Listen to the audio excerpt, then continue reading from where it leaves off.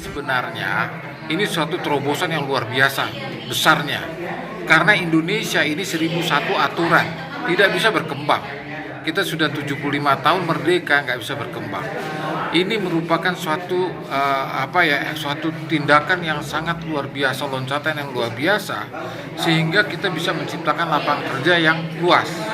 Nah, saya juga secara akademisi dan saya sudah mempelajarin banyak orang yang berkepentingan terhadap Omnibus Law untuk tidak jadi. Kenapa? Karena banyak kepentingan-kepentingan yang dihilangkan. Nah, birokrasi banyak yang hilangkan, asosiasi-asosiasi yang gak karu-karuan dihilangkan.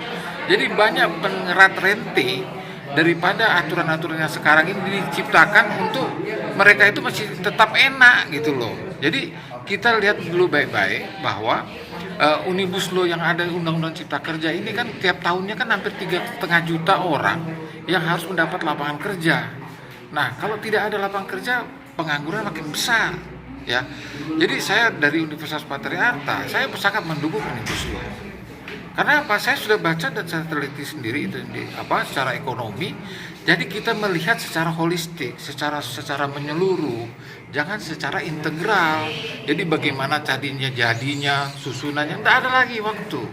Karena kita akan memperebutkan orang-orang yang punya investor yang besar di luar negeri. Kita rebutan ini sekarang macam negara.